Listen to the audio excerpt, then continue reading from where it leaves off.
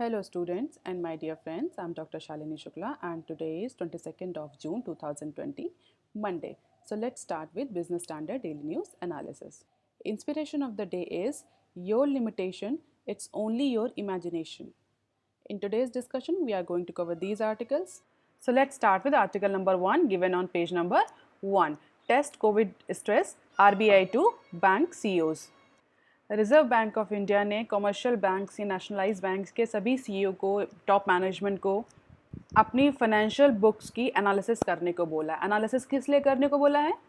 In order to identify the impact of कोविड-19 on their profit and loss account, की जो कोविड-19 की वजह से उनकी फाइनेंशियल एसेट्स में, उनकी फाइनेंशियल बुक में, उनके जो परफॉर्मिंग एसेट्स से नॉन परफॉर्मिंग एसेट्स उस पर क्या फ़र्क पड़ा है और क्या इस सब के बाद, इस इम्पैक्ट के बाद क्या बैंक्स को रिकैपिटलाइजेशन की ज़रूरत है in order to improve its books.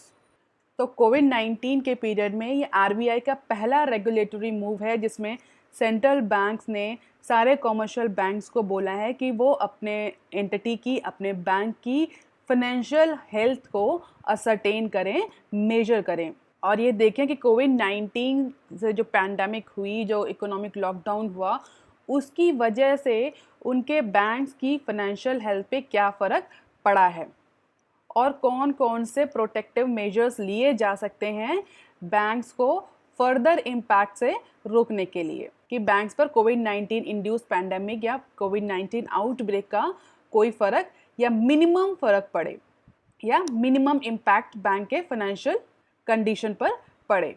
Specially जो ये बैंक ने डिटेल स्ट्रेस टेस्ट बैंक्स को करने के लिए बोला है सेंट्रल बैंक ने, इसका बेसिक पर्पस ये है कि बैंक्स को ये आइडेंटिफाई करना है कि उनका प्री कोविड जो एनपीए था, NPA stands for non performing assets, वो कितना था और इस कोविड-19 की सिचुएशन में उनका एनपीए बढ़ा है कि घटा है। जैसा कि मैं पहले भी कई न्यूज़ में आपसे डिस्कस कर चुकी हूँ कि बैंक्स के लिए उनके लोन्स जो होते हैं वो उनके असेट्स होते हैं।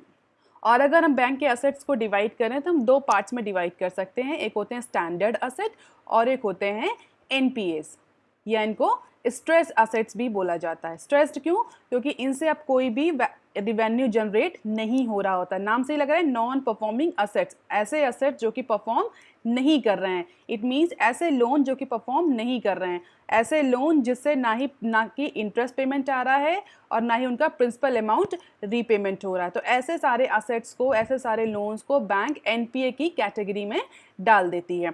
इस कोविड-19 से पहले जो क्राइटेरिया था एनपीए को डिसाइड करने का, वो ये होता था कि अगर 19 डेज तक किसी भी लोन में उसका प्रिंसिपल या इंटरेस्ट अमाउंट पेमेंट नहीं हुआ है तो that particular loan, that particular asset will be considered as a stress assets और एनपीए।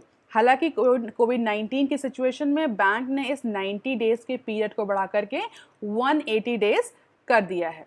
तो अब बैंक्स के लिए 180 दिन से ज़्यादा का ऐसा अकाउंट जिस पे कोई भी इंटरेस्ट पेमेंट या प्रिंसिपल पेमेंट ना हुआ हो, उसको एनपीए की कैटेगरी में या स्ट्रेस असेट्स की कैटेगरी में डालना होगा।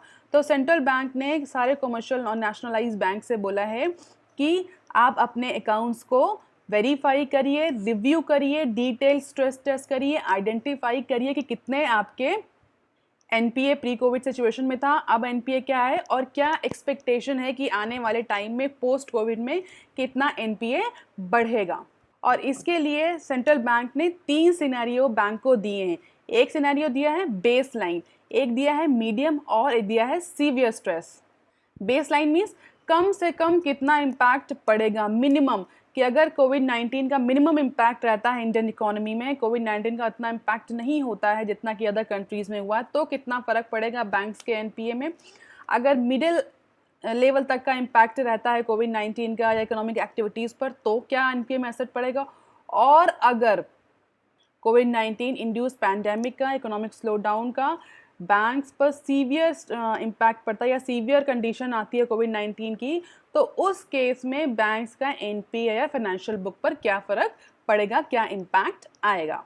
तो इन 3 सिनेरियो में आरबीआई ने सारे कमर्शियल बैंक्स को बोला है कि आप जो की फाइनेंशियल पैरामीटर्स हैं अपने बैंक के, इन 3 सिनेरियो में मेजर करिए कि बेसलाइन इम्पैक्ट में क्या होगा, मीडियम इम्पैक्ट में क्या होगा और सीवियर स्ट्रेस की कंडीशन में कितना मैक्सिमम आपका जो की फाइनेंशियल पैरामीटर्स हैं वो कितना मैक्सिमम अफेक्ट होंगे इस कोविड-19 की सिचुएशन से। और अगर इस इम्पैक्ट एनालिसिस के बाद में अगर बैंक्स को ये लगता है कि whether there is a capital impairment, उनका एनपीए बहुत ज़्यादा बढ़ गया है और उनको अब कैपिटल रिफ्यूजन की या रिकैपिटलाइजेशन की ज़रूरत है, तो वो क्लियर कट अपना प्लान बना करके अपने बोर्ड से अप्रूव करा सकते हैं कैपिटल रेजिंग प्लान्स या फंड रेजिंग प्लान्स। हालांकि आरबीआई ने ऐसा कोई प्रिकॉशनरी प्रोविज़न नहीं बताया है कि क्या क्या प्रिकॉशनरी प्रोविजंस होते हैं। इसके लिए बैंक को फ्री हैंड दिया है कि वो अपने अकॉर्डिंग अपनी फाइनेंशियल एसेट्स को, अपनी फाइनेंशियल बुक को एनालाइज करें। एक्सपर्ट का ये कहना है कि आरबीआई का ये कॉल जो कमर्शियल बैंक्स के लिए, नेशनलाइज बैंक के लिए आया है, बेसिकली इस एक रिकैपिटलाइजेशन प्रोसेस का इनिशियल स्टेप है।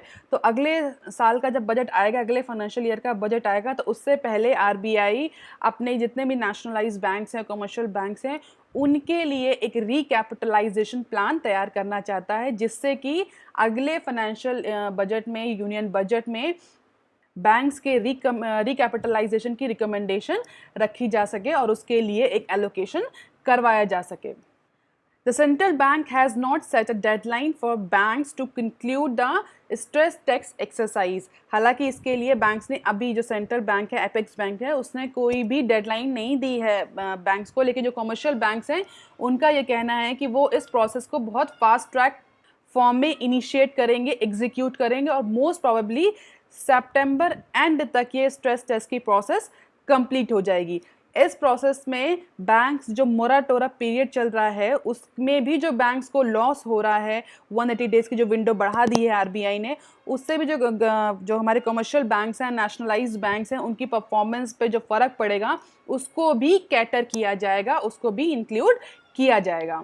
सो मोराटोरा पीरियड जो चल रहा है और जो सुप्रीम कोर्ट में केस चल रहा है, waiver of interest on interest during this moratorium period, उसको भी लेकर के जो बैंक्स हैं, कमर्शियल बैंक्स हैं, वो अपनी एनालिसिस कंडक्ट करेंगे। अब बहुत ज़्यादा चांसेस हैं कि ये सितंबर एंड तक ये प्रोसेस कंप्लीट हो जाएगी, जिससे कि बैंक्स के रिकैपिटलाइजेशन का प्लान अगले फरवरी तक कंप्लीट हो जाएगा एपेक्स बैंक के पास। एक्सपर्ट ये कह रहे हैं कि बैंक्स का, आरबीआई का जो ये मूव आया है, ये बेसिकली इसको हम जो उसकी फाइनेंशियल स्टेबिलिटी रिपोर्ट आई थी एफएसआर दिसंबर 2019 में, उसको ध्यान में रखते हुए आरबीआई ने ये प्रोटेक्टिव मेजर लिया है कोविड-19 की सिचुएशन में।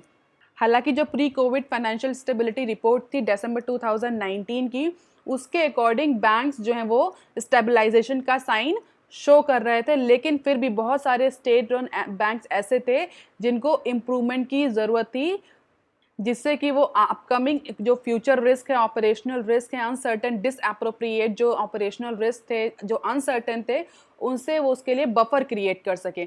लेकिन एफएसआर के बाद जब आरबीआई कोई डिसीजन लेती या कोई मेजर अनाउंस करती या कोई रिकैपिटलाइजेशन प्लान इन्फ्यूज़ करती, उससे पहले ये कोविड-19 की सिचुएशन आ गई, जिसमें आरबीआई का जो कंसर्न था वो शिफ्ट हो गया लिक्विडिटी इंश्योर करने में और इन्फ्लेशन को कंट्रोल करने में। अब जबकि इकोनॉमिक एक्टिविटीज़ रिज्यूम हो चुकी हैं, तो आरबीआई ने दोबारा से फाइनेंशियल जो हमारे कमर्शियल बैंक्स हैं उनकी तरफ ध्यान दिया है, उनकी परफॉर्मेंस की तरफ और उनकी हेल्थ की तरफ ध्यान दिया। उसी मूव में आरबीआई ने सारे कमर्शियल बैंक्स को ये डायरेक्शन दिया है कि now it is a time for them to do the stress test for their banking process. तो हो सकता है सितंबर के बाद आरबीआई कोई एक नया रिकैपिटलाइजेशन प्लान अनाउंस करे या गवर्नमेंट कोई नया रिकैपिटलाइजेशन प्लान लेकर के आए कमर्शियल बैंक को सपोर्ट करने के लिए, उनकी हेल्थ को इम्प्रूव करने के लिए। अगर हम बात करें कि जो प्रोजेक्शन है ग्रॉस एनपीए को लेकर के, रेशियो को लेकर के, वो पिछले जो हमारी एफएसआर रिपोर्ट 2019 थी उसमें कितना प्रोजेक्शन था और सितंबर तक कितना प्रोजेक्शन किया जा रहा है। अगर हम बात करें पब्लिक सेक्टर बैंक की, तो एफएसआर रिपोर्ट सितंबर 2019 में जो हमारा जीएनपीए था वो पब्लिक सेक्टर बैंक्स का 12.7% था, और ऐसा कहा जा रहा है कि सितंबर 2020 तक आते आते अगर हम बेस लाइन में बात करें तो 13.2 तक जाएगा, मीडियम स्ट्रेस की बात करें तो 13.4, अगर सीवियर स्ट्रेस की बात करते हैं तो 13.5 तक जा सकता है gross NPA public sector banks का। तो आप देख सकते हैं कि शार्प इंक्रीज देखने को मिलेगा आपको अपकमिंग टाइम में, इस फाइनेंशियल ईयर में ये एक्सपेक्टेशन करी जा रही है कि बैंक्स का एनपीए बढ़ेगा। क्यों? क्योंकि गवर्नमेंट भी और आरबीआई भी बैंक्स को कंटिन्यूअसली प्रेशराइज कर रही है कि जितने भी एनबीएफसीज हैं, small and medium scale industries हैं, उनको लोन दिया जाए। हालांकि कुछ लोन्स में गवर्नमेंट ने 100% गारंटी ली है, बट बहुत सारे लोन ऐसे हैं जो कि अभी भी रिस्की हैं और जो कमर्शियल बैंक्स हैं वो लेंड करने को तैयार नहीं है। हालांकि आरबीआई ने और गवर्नमेंट ने बहुत सारे मेजर्स लिए हैं कमर्शियल बैंक्स को इंड्यूस करने के लिए कि वो लेंड करें एनबीएफसीज को और स्मॉल स्केल सेक्टर को। इसी तरह हम प्राइवेट बैंक्स की बात करें तो as per the FSR report 2019 private banks have GNP approximately 3.9%, और ये एक्सपेक्ट किया जा रहा है कि सितंबर 2020 में ये 5.4 तक जा सकते हैं फ्रॉम 4.2, मतलब 4.2 से 5.4 तक की रेंज दी है। फॉरेन बैंक्स का जो एनपीए था वो 2.9 था, और ऐसा कहा जा रहा है कि सितंबर 2020 तक ये भी 4.2 तक जा सकता है। अगर हम कलेक्टिव बात करें जितने भी शेड्यूल्ड बैंक हैं कि कलेक्शन में कितना है, तो अप्रॉक्सीमेटली इन तीनों को मिला करके जो बैंकिंग इंडस्ट्री है उसमें एनपीए 9.3 था as per the FSR report 2019, और एक्सपेक्ट किया जा रहा है कि ये 9.3 से बढ़ करके 10.5 तक जा सकता है in a condition of severe stress. ये प्रोजेक्शंस हैं स्टूडेंट्स, याद रखिएगा 2020 के प्रोजेक्शंस हैं, ये डेटा नहीं है। और प्रोजेक्शंस को कैलकुलेट करने के बहुत सारे तरीके होते हैं, तो और ये वेरी भी करते हैं, इसलिए ये अप्रॉक्सीमेट प्रोजेक्शन है on the basis of some statistics की इतना हो सकता है सितंबर 2020 तक इन तीन कंडीशंस में। आप देखेंगे तीनों कंडीशंस में जो बेस लाइन है ब्लू को रिप्रेजेंट कर रही है, येलो वाली मीडियम स्ट्रेस को और ब्लैक वाली सीवियर स्ट्रेस हो। तो तीनों कंडीशंस में बताया गया कि तीन कंडीशंस होती हैं तो कितना मैक्सिमम एनपीए जा सकता है बैंकिंग इंडस्ट्री में। तो इसी को आरबीआई ओवरकम करने की कोशिश कर रहा है, क्योंकि किसी भी कंट्री के लिए banking industry is one of the very important sector, और उसको नेग्लेक्ट करना या उसकी फाइनेंशियल हेल्थ को नेग्लेक्ट करना कोई भी इकोनॉमी फॉर ग्रांटेड नहीं ले सकती। तो इसीलिए आरबीआई ने अब कॉमर्शियल बैंक्स को अपनी कोविड-19 सिचुएशन में स्ट्रेस टेस्ट करने को बोला है, जिससे कि राइट टाइम पे राइट मेजर्स लिए जा सकें। अब देख लेते हैं article number 2 given on page number 1, Indian incorporation conserve cash cuts cost on war footing. अगर आपको याद हो तो ये न्यूज़ ऑलरेडी पहले भी कई बार डिस्कस हो चुकी है कि इस कोविड-19 की सिचुएशन में जहाँ पर बहुत अनसर्टेनिटी बनी हुई है, डिमांड जो है वो बहुत सारे सेक्टर में पिकअप नहीं हो रही है, तो जितने भी हमारी इंडियन कंपनीज हैं वो बेसिकली इस समय अपनी कॉस्ट कंट्रोल पर फोकस कर रही हैं और अपने कैश को रिजर्व कर रही हैं in order to counter the dip in revenue and profit caused by the कोविड-19 पैंडेमिक। तो कोविड-19 पैंडेमिक की वजह से जो रेवेन्यू फॉल हुआ है, जो प्रॉफिट फॉल हो रहा है जितनी भी कंपनीज है स्पेशली इंडियन कंपनीज, उसको ओवरकम करने के लिए कंपनीज जो अपनी कॉस्ट कटिंग कर रही हैं और अपने कैश को कंजर्व कर रही हैं। क्या क्या मेथड्स कंपनी यूज़ कर रही हैं अपनी कॉस्ट को कम करने के लिए? जैसा कि हम सभी जानते हैं, अपना जो वर्क फोर्स पर एक्सपेंडिचर है उसको रिड्यूस किया है बहुत सारी इंडियन कंपनीज ने। या तो अपने एम्प्लॉयज़ की, अपने वर्क फोर्स का इंक्रीमेंट रोक दिया है या उनकी सैलरी में डिडक्शन किया है। कुछ कंपनीज ने इवन वर्क फ्रॉम होम दिया है विदाउट सैलरी, और किसी ने तो वैकेशन पर भेज दिया विदाउट सैलरी या लीव विदाउट पे पर अपने एम्प्लॉयज़ को भेज दिया क्योंकि उनके पास काम ही नहीं है। तो इस तरह से जो कंपनीज हैं वो अपनी कॉस्ट कंट्रोल कर रही हैं। On the other and companies जो सबसे इंपॉर्टेंट एक्सपर्ट बोल रहे हैं कि जो सबसे ज़्यादा चॉपिंग ब्लॉक रहा है, जिसमें सबसे ज़्यादा कंपनीज ने कॉस्ट कंट्रोल किया है जिस एस्पेक्ट पे, वो रहा है कैपिटल एक्सपेंडिचर कैपेक्स। इस कैपिटल एक्सपेंडिचर को हम पहले भी डिस्कस कर चुके हैं। बहुत सारी कंपनी जैसे कि टाटा हो गए, अडानी हो गए, इन सब ने अपने इस फाइनेंशियल ईयर में जितने भी कैपिटल एक्सपेंडिचर के प्लान थे उन सबको होल्ड कर दिया है। तो बहुत सारी कंपनीज हैं कि अपने कैपिटल एक्सपेंडिचर प्लान्स को होल्ड कर दिया है या पोस्टपोन कर दिया है, इवन कहीं ने तो कैंसिल भी कर दिया है। इसको कैपिटल एक्सपेंडिचर के बाद जो कंपनीज अपने ऑपरेटिंग कॉस्ट और ओवरहेड में भी एक्सपेंसेस में रिडक्शन कर रही हैं, जो कि इंफ्रा को लेकर के जो अदर ओवरहेड एक्सपेंसेस होते हैं, स्टेशनरी, ऑपरेटिंग कॉस्ट जो कंपनी की होती है, रॉ मटेरियल कॉस्ट होती है, इन्वेंट्री कॉस्ट, उन सब पर भी रिडक्शन कंपनी कर रही है। इवन कुछ कंपनीज ने तो अपनी सेल्स और मार्केटिंग के एक्सपेंसेस में भी कटिंग करी है। तो companies basically capital expenditure, operating cost and overhead, sales and marketing expenditure, workforce expenditure, इन सब पर कॉस्ट कटिंग कर रहे हैं और अपने कैश को रिजर्व कर रहे हैं in order to counter the dip in revenue. Just like Aditya Birla Group, flagship Grasim Industry, for example, has put all capacity expansion plans on hold with the exception of routine maintenance capex। तो जैसे कि हमारा Aditya Birla group ने अपने ग्रासिम की जो इसकी industry Grasim unit है उसमें सारे कैपेसिटी एक्सपेंशन प्लान को होल्ड कर दिया है।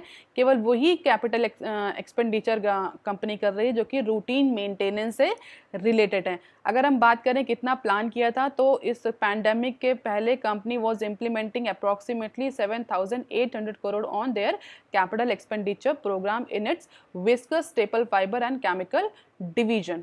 और इस साल का फाइनेंशियल ईयर स्टार्ट होते होते कंपनी ऑलरेडी 2,800 करोड़ रुपए कैपिटल एक्सपेंडिचर के फॉर्म में खर्च कर चुकी थी। बट अब कंपनी ने सारे प्लान्स को होल्ड आउट कर दिया है फिलहाल के लिए in order to conserve the cash. ऐसे ही जो टाटा मोटर्स हैं उसका भी आप देख सकते हैं कि उन्होंने भी अपना अप्रॉक्सीमेटली 14,500 करोड़ का कैपिटल एक्सपेंडिचर प्लान होल्ड पे कर दिया है फिलहाल जगुआर और लैंड रोवर के लिए। इसी तरह हमारे JSW ने भी यही किया है, ग्रासिम ने भी यही किया है, अल्ट्राटेक भी यही कर रहे हैं। बहुत सारी कंपनीज अगर आप देखें तो उस समय सब ने अपने कैपिटल एक्सपेंडिचर प्लान को होल्ड कर दिया। अब ये क्वेश्चन उठ रहा है कि क्यों कर दिया, तो उससे हमें क्या लेना देना, जब उनके पास पैसा होगा तब वो करेंगे। डेफिनेटली इससे हमारा लेना देना है और इससे हमारी इकोनॉमी बहुत ज़्यादा अफेक्ट होती भी है। अगर इंडस्ट्री या गवर्नमेंट कैपिटल एक्सपेंडिचर करना बंद या इंफ्रास्ट्रक्चर एक्सपेंडिचर करना बंद कर देती है तो इसका बहुत ज़्यादा इम्पैक्ट पड़ता है एम्प्लॉयमेंट जनरेशन पर। और अगर एम्प्लॉयमेंट जनरेट ही नहीं होगा, अगर सारी कंपनी से कह जाए कि हम इस साल अपने इस फाइनेंशियल ईयर में कोई कैपिटल एक्सपेंडिचर नहीं करेंगे, गवर्नमेंट ने भी कह जाए कि हम कोई इंफ्रास्ट्रक्चर या कैपिटल एक्सपेंडिचर नहीं करेंगे क्योंकि हमारा एक्सपेंडिचर कोविड-19 पर ज़्यादा हो रहा है, जो पैंडेमिक है उस पर ज़्यादा हो रहा है, तो उससे क्या होगा कि बहुत जो एम्प्लॉयमेंट जनरेशन होता है कैपिटल एक्सपेंडिचर की वजह से वो नहीं होगा। बहुत ज़्यादा हमें एम्प्लॉयमेंट में ग्रोथ देखने को नहीं मिलेगी और अगर एम्प्लॉयमेंट जनरेशन नहीं होगा, लोगों को एम्प्लॉयमेंट नहीं मिलेगा, नई वर्कफोर्स हायरिंग नहीं होगी, तो लोगों के हाथ में मनी नहीं आएगा, इनकम नहीं मिलेगी, पैसा नहीं होगा, डिमांड नहीं होगी, डिमांड नहीं होगी, देन अगेन इकोनॉमी जो है वो स्लो डाउन में चली जाएगी और फिर ये विशियस साइकिल जो चलती रहेगी काफ़ी लंबे टाइम तक और जिससे इकोनॉमी को निकाल पाना बहुत मुश्किल होगा। इसीलिए ये न्यूज़ बहुत इंपॉर्टेंट है इकोनॉमी के लिए, एक्सपर्ट के लिए और एजेंसीज के लिए, रेगुलेटरी अथॉरिटीज़ के लिए कि अगर कैपिटल एक्सपेंडिचर प्लान्स होल्ड में आ रहे हैं तो गवर्नमेंट कैसे अब इस जो कंपनीज को तो गवर्नमेंट नहीं कह सकती, बस खाली कुछ इंसेंटिव स्कीम्स ला सकती है। लेकिन गवर्नमेंट अगर देख रही है कि ऑन द अदर अगर कंपनीज एक्सपेंडिचर नहीं कर रही, कैपिटल एक्सपेंडिचर नहीं कर रही, तो it is a responsibility of the government कि वो कैपिटल एक्सपेंडिचर करना स्टार्ट करे, इंफ्रास्ट्रक्चर एक्सपेंडिचर करना स्टार्ट करे, जिससे कि जो अनएम्प्लॉयड वर्कफोर्स है या जो अभी नई वर्कफोर्स एंटर हुई है, जो अभी की रीसेंट ग्रेजुएट है उनको जॉब मिल सके, जो माइग्रेंट लेबर्स हैं उनको भी जॉब मिल सके। अदरवाइज कंपनी जो है वो बहुत जो कंट्री है वो बहुत ज़्यादा डिस्ट्रेस की सिचुएशन में चली जाएगी। ऐसे कंट्री जहाँ पर अनएम्प्लॉयमेंट बहुत ज़्यादा होता है वहाँ पर हम लॉ एंड ऑर्डर की भी प्रॉब्लम देखते हैं। जैसा कि एक्सपर्ट ऑलरेडी कहते हैं कि India is a young country and actually has a condition to reap the benefit of demographic dividend। लेकिन अगर हमने उस demographic dividend को properly use नहीं किया, अपने youngsters को, अपने youth को, अपने workforce को employment नहीं दिया, उनके पास काम नहीं होगा, तो they will go for some other non-state functions like terrorism, crime, लूटपाट, इन सब पर वो जाएंगे। भी सर्वाइवल के लिए कुछ तो होगा ना, तो इसलिए it is very important for the government to tap up the youth and the youngster and provide them appropriate employment opportunity। Employment provide करना प्राइवेट सेक्टर का काम नहीं है, it is a responsibility of the government, it is a state function. अब देख लेते हैं article number 3 given on page number 1। FDI plans of 6 China firms में बी पुट ऑन होल्ड। जैसा कि हम सभी जानते हैं इस समय इंडियन गवर्नमेंट जो है जितने भी चाइनीज़ कंपनीज हैं उनको ब्लॉक कर रही है इंडिया में इन्वेस्टमेंट करने के लिए, चाहे वो इंफ्रास्ट्रक्चरल इन्वेस्टमेंट हो, चाहे वो हैवी मशीनरी में इन्वेस्टमेंट हो, चाहे वो FPI के फॉर्म में इन्वेस्टमेंट हो या किसी अदर फॉर्म में FDI हो। तो इस न्यूज़ में क्या बताया गया, इस न्यूज़ में ये बताया गया कि अभी recently ministry of home affairs के पास 20 प्रपोजल आए हैं फॉरेन डायरेक्ट इन्वेस्टमेंट के लिए। अगर आपको याद हो तो अब रिसेंटली गवर्नमेंट ऑफ इंडिया ने एफडीआई प्लान्स में चेंज किया था, जिसमें गवर्नमेंट ने कहा था कि बॉर्डरिंग नेशन से जितने भी एफडीआई आएगा, इंडिया के जितने भी बॉर्डरिंग नेशंस हैं, पाकिस्तान, नेपाल, इन सब से जितना, चाइना, इन सब से, और जितने भी बॉर्डरिंग नेशंस हैं हमारे, उनसे जितना भी हमारे पास एफडीआई आएगा वो अब ऑटोमेटिक रूट से नहीं आएगा, उसको पहले गवर्नमेंट अप्रूवल लेना पड़ेगा इंडिया में इन्वेस्ट करने के लिए। तो अभी recently ministry of home affair को अप्रूवल के लिए 20 प्रपोजल आए हैं फॉरेन डायरेक्ट इन्वेस्टमेंट के लिए। और कहाँ से आए वो 20 प्रपोजल? चाइना और हांगकांग से आए हैं in the month of April and May.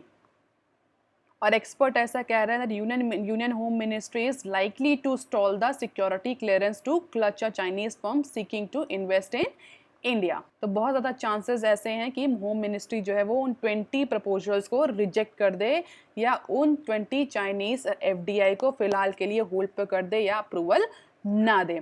We are vetting some of these proposals which have come from the various sectors. One of the application is from the well-known startup as per the official of Government of India.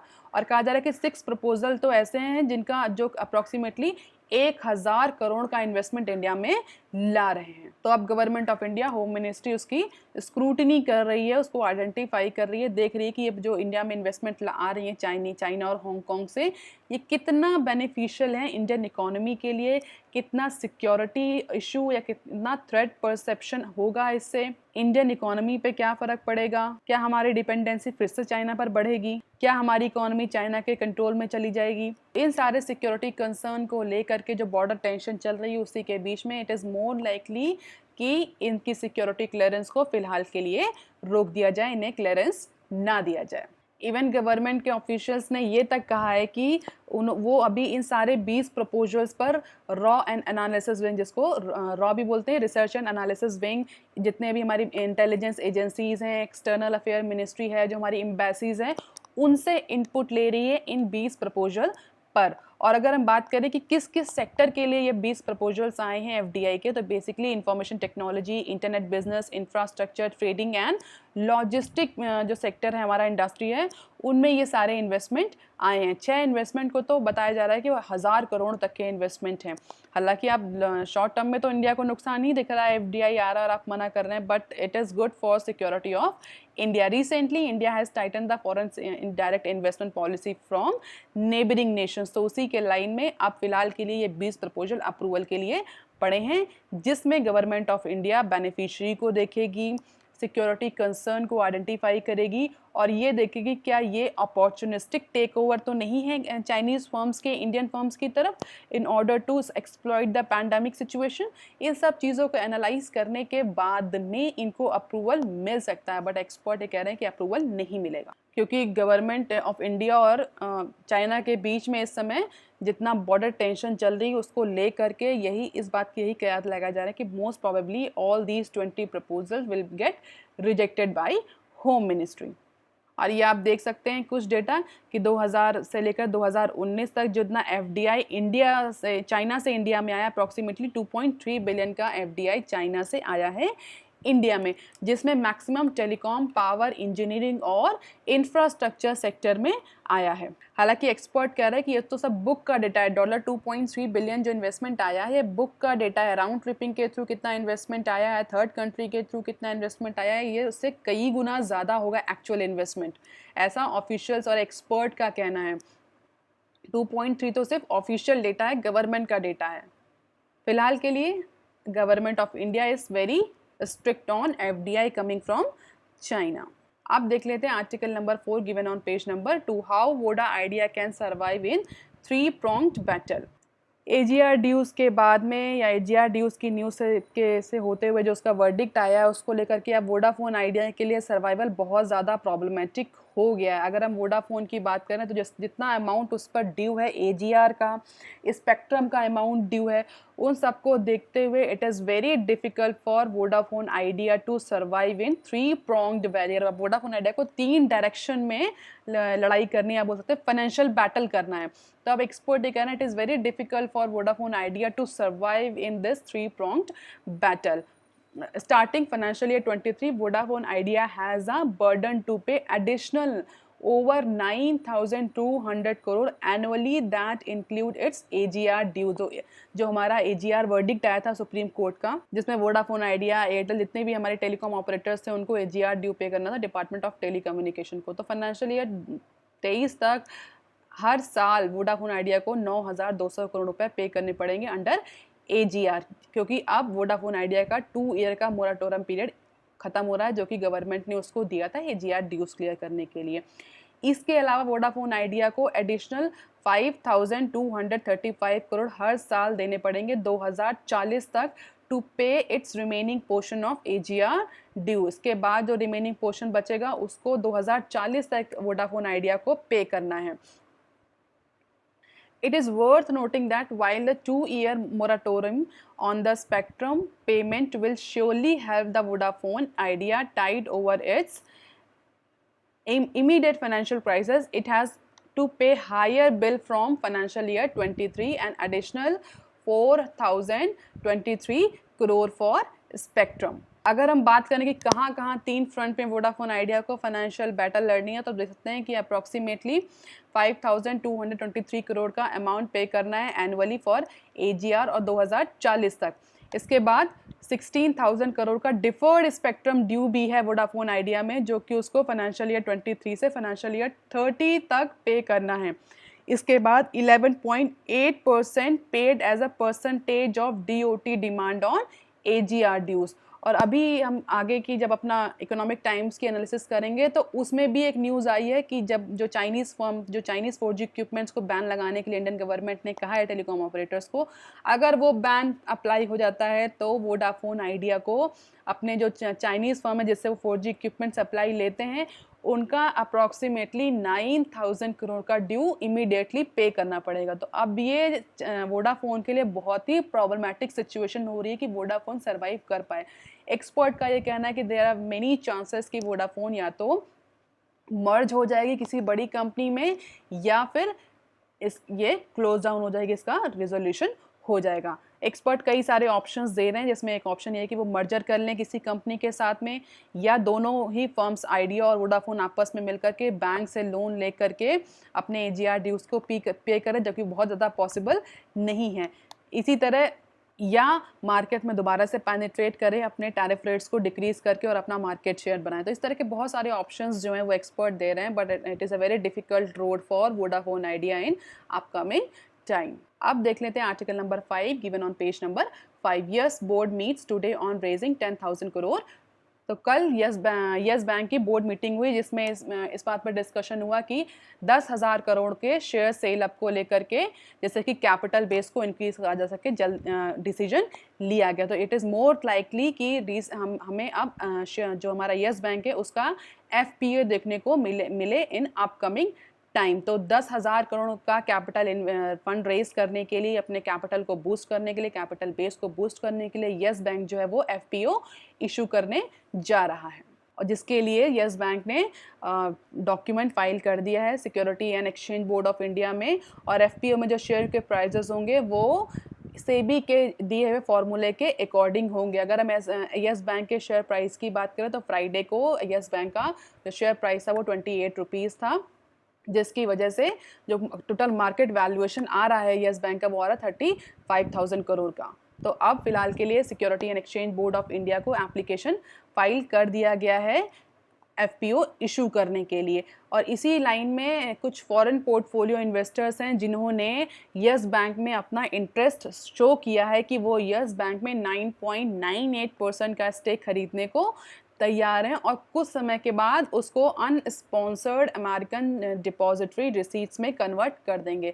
अब आप मुझे comment section में लिखकर बताएंगे कि ये अनस्पॉन्सर्ड American depository receipts क्या है। ये मैं पहले भी डिस्कस कर चुकी हूँ कई सारी न्यूज़ में, इसीलिए मैं यहाँ नहीं बता रही हूँ। आप मुझे कमेंट सेक्शन में लिखकर बताएंगे कि पहले तो अमेरिकन डिपॉजिटरी रिसीट्स क्या होती हैं, ADRs क्या होते हैं, और ये अनस्पॉन्सर्ड अमेरिकन डिपॉजिटरी रिसीट्स क्या होती हैं। According to the plan submitted to the banks which hold stake in Yes Bank after ailing lender bail out, the FPIs will first acquire Yes Bank shares and some of these FPIs then plan to place these shares as a underlying cover for the unsponsored ADR। तो बहुत सारे जो foreign portfolio investors हैं उन्होंने Yes Bank में interest show किया है in order to buy the 9.9% stake in upcoming एफपीओस।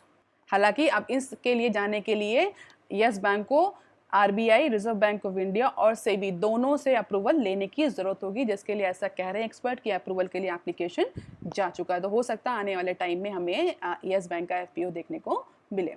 अब देख लेते हैं some other news clips. IT firm staff freelancer to optimize staff cost. अब आईटी फर्म्स के बाद जो रिवर्स माइग्रेशन को लेकर के जो प्रॉब्लम आ रही है उसको ओवरकम करने के लिए अब आईटी फर्म्स जो है वो फ्रीलांसर्स को यूज करें। Freelancers are generally also called as gig workers और इन डिमांड वर्कर्स। इनके कई सारे टर्मिनोलॉजी या कई टर्म्स यूज होते हैं फ्रीलांसर के लिए। तो अब आईटी फर्म्स जो हैं वो फ्रीलांसर्स पर ज़्यादा यूज़ करेंगे। फ्रीलांसर्स होते हैं क्या एक्चुअली, ये ऐसे एम्प्लॉयज़ होते हैं जो प्रोजेक्ट बेस पे काम करते हैं और कंपनी के रेगुलर पेरोल पर नहीं होते हैं। एक काम, कंपनी के पास एक कोई छोटा प्रोजेक्ट आया, कंपनी ने वो एक इंडिविजुअल को प्रोजेक्ट दे दिया कि आप ये प्रोजेक्ट हमें बना करके या सॉफ्टवेयर डेवलप करके हमें वापस करो, हम इसकी आपको फिक्स्ड कॉस्ट कंसोलिडेटेड अमाउंट देंगे। कोई सैलरी नहीं होती, ये प्रोजेक्ट बेस पे कंसोलिडेटेड अमाउंट पर काम करते हैं कि अभी एक प्रोजेक्ट एक करेंगे तो उन्हें 20,000 रुपये मिलेंगे। प्रोजेक्ट जब दूसरा प्रोजेक्ट कंपनी के पास आएगा, जब कंपनी वो प्रोजेक्ट देगी तो उसके कुछ एक्स्ट्रा पैसे ये लेंगे। तो प्रोजेक्ट बेस पर काम करते हैं, ये फ्रीलांसर होते हैं, किसी भी कंपनी के पेरोल पर नहीं होते, ये डायरेक्ट पेरोल के एम्प्लॉय नहीं होते। तो कंपनीज जो आईटी फर्म्स हैं अब वो फ्रीलांसर का मार्केट टैप करने जा रही है in order to optimize the staff cost. अपने स्टाफ की कॉस्ट को रिड्यूस करने के लिए, जैसा कि हमने पहली न्यूज़ में डिस्कस किया था कि बहुत सारी कंपनीज अपनी वर्कफोर्स और लेबर कॉस्ट को डिक्रीज कर रही हैं। आप किसी रेगुलर एम्प्लॉय को रखने के लिए कंपनी को बहुत सारी कॉस्ट बेयर करनी पड़ती है। सोशल सिक्योरिटी कॉस्ट बेयर करनी पड़ती है, उसकी ट्रेनिंग डेवलपमेंट की कॉस्ट बेयर करनी पड़ती है, इंफ्रास्ट्रक्चर की कॉस्ट बेयर करनी पड़ती है, उसको सैलरी देनी पड़ती है, डायरेक्ट एक्सपेंसेस होते हैं, बहुत सारे फ्रिंज बेनिफिट्स देने पड़ते हैं, पर्क्स एंड पर्क्यूसिट्स देने पड़ते हैं, बहुत सारी चीज़ें होती हैं। तो कंपनी की कॉस्ट ज़्यादा होती है किसी रेगुलर एम्प्लॉय पर। फ्रीलांसर के साथ क्या होता है, उनको कंपनी किसी भी तरह की कंपनी पर कोई लायबिलिटी नहीं होती फ्रीलांसर को लेकर के, उनसे काम कराया और tata bye bye. Freelancer are not liable for any sort of social security benefits from the company, any types of fringe benefits, perks and perquisites, किसी की भी के भी लिए भी लाइबल नहीं। कोई gratuity payment, accidental health insurance कुछ भी कंपनी नहीं देती फ्रीलांसर को। ये सिंपली हमारे प्रोजेक्ट बेस पे काम करते हैं, पर प्रोजेक्ट इनको पेमेंट मिल जाता है और फिर ये दूसरी कंपनी के लिए काम करने लगते हैं जहाँ से इनको प्रोजेक्ट आएगा। तो अपने स्टाफ कॉस्ट को रिड्यूस करने के लिए अब फिलहाल के इस कोविड-19 की सिचुएशन में आईटी फर्म्स जो हैं वो फ्रीलांसर के मार्केट को टैप करने जा रही हैं। इन्हें कॉन्ट्रेक्चुअल वर्कर भी आप कह सकते हैं, बट कॉन्ट्रेक्चुअल वर्कर थोड़ा सा डिफरेंट टर्म होता है। बट फिलहाल के लिए आप इतना समझिए कि IT firms just like TCS, Infosys, Wipro, they are going to optimize their freelancer use in order to reduce their staff cost. Next news is Vivo may seek negotiated exit from IPL. So Indian Premier League Governing Council will meet next week to review the all sponsorship of T20 tournament counted among the world's most valuable sporting property. The move comes as a pressure to boycott Chinese goods increases following the last week standoff between India and Chinese soldiers in Ladakh. तो अब Vivo जो है वो IPL से exit कर सकती है, जिसके लिए मीटिंग जो गवर्निंग काउंसिल है उसकी मीटिंग नेक्स्ट वीक होने वाली है। और उसका सीधा एक रिलेशनशिप से जो हमारा इवेंट चल रहा है, बॉर्डर हॉस्टिलिटी चल रही है चाइना और इंडिया के बीच में, उससे आप इस न्यूज़ को रिलेट कर सकते हैं। संडे को confederation of all India traders ने एक नेशन वाइड कैंपेन लॉन्च किया था, जिसमें उसने सारे चाइनीज़ गुड को बाइकआउट करने के लिए अर्ज किया था। क्रिकेट के जो बोर्ड से क्रिकेट बोर्ड है उससे भी अर्ज करी थी कि वो जितने भी स्पॉन्सर्ड हैं, चाइनीज़ स्पॉन्सर जो IPL में हैं, उन सबको एग्जिट कर दे या बाहर निकाल दे IPL की स्पॉन्सरशिप से। तो it is more likely that Vivo is going to leave the IPL sponsorship into upcoming IPL events. आप देख लेते हैं नेक्स्ट न्यूज़। हेयर to launch remdesivir this week. तो अब ऐसा एक्सपेक्ट किया जा रहा है कि इसी वीक सिप्ला जो है वो रेमडेसिविर को लॉन्च कर देगी और उसका डायरेक्ट सप्लाई हॉस्पिटल तक होने लगेगी। जैसा कि हमने पिछले वीक डिस्कस भी किया था कि रेमडेसिविर जून लास्ट तक आ जाएगी, बट अब वो उससे पहले लॉन्च हो रही है मार्केट में और सबसे पहला जो सप्लाई होगा वो हॉस्पिटल्स को जाएगी before going for retail medical stores. So, Hetero to launch Remdesivir under brand Covi4. Cipla to launch Remdesivir under brand सिप्रीमी। तो बहुत सारी कंपनीज़ है, फार्मास्यूटिकल कंपनीज़ अब जा रही हैं इस वीक तक अपना रेमडेसिविर का जो स्लॉट है वो लॉन्च कर देंगी। जो कॉस्ट आएगी वो 5000 पर डोज आएगी अप्रॉक्सीमेटली, जो कि हम ऑलरेडी डिस्कस कर चुके हैं। आज की news of the day, test Covid stress RBI to bank CEO. RBI ने बैंक्स को वो जो कोविड टेस्ट का स्ट्रेस करने को बोला है, कोविड स्ट्रेस टेस्ट परफॉर्म करने को बोला है अपने फाइनेंशियल बुक्स पर, वो आज की न्यूज़ ऑफ द डे है, उसको आप डिटेल में पढ़ सकते हैं। These are the references. If you like, please share and subscribe. Thank you, students.